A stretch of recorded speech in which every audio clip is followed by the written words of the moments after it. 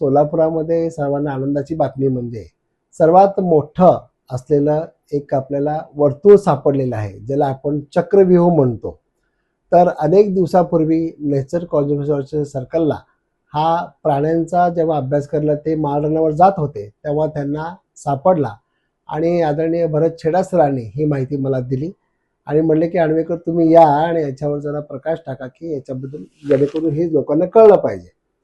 मग ज्यावेळेला मी ते प्रत्यक्ष पाहण्यासाठी गेलो आणि त्याचे काही छायाचित्र मी काढले आणि ते काढल्यानंतर आमच्या वरिष्ठ संशोधकांना त्याच्याबद्दल मी चौकशी केली. तर अनेक लोकांनी सांगितलं की हे कातळ शिल्पाच्या प्रकारामध्ये मोडणारं शिल्प जरी असलं तरी याच्यावर अभ्यास करणारे हे महाराष्ट्रामध्ये फार कमी व्यक्ती आहेत.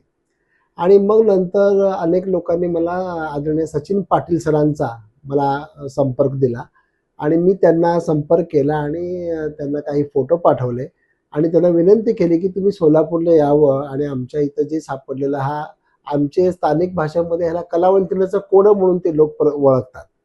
परंतु हे जे वर्तुळ दिसतात ही अत्यंत महत्त्वाची आहेत, हे पाहिल्यावर नक्कीच कळतं.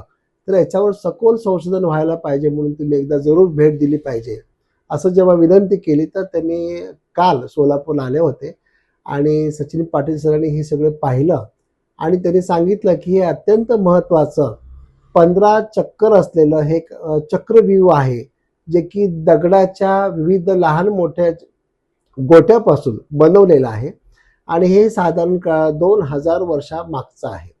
हे निर्मितीचं कारण त्यांनी असं सांगितलेलं आहे की हे रोम काळातलं आहे. रोमन व्यापारी जेव्हा भारतामध्ये आले होते, जे ज्या ज्या मार्गाने प्रवास करत होते त्यांच्या प्रवासामधला महत्त्वाच्या पाऊलखुणा म्हणून याची नोंद त्यांनी केलेली आहे. अर्थात सोलापूरच्या परिसरामध्ये आमच्या आदरणीय माया पाटील मॅडमने अनेक ठिकाणी उत्खनन केलेलं आहे. त्याच्यातून सातवाहन काळातील वसाहतींचा शोध लागलेला होता. परंतु ह्या हे आता जे सापडलेलं जो रिंगण आहे, ज्याला आपण चक्रव्यूह म्हणतो, त्याच्यामुळं सोलापूर जिल्ह्याची एक वेगळी आगळी ओळख निर्माण होणार आहे आणि इतिहासाच्या लोकांना अभ्यास करण्यासाठी एक वेगळी दिशा आज उपलब्ध झालेली आहे.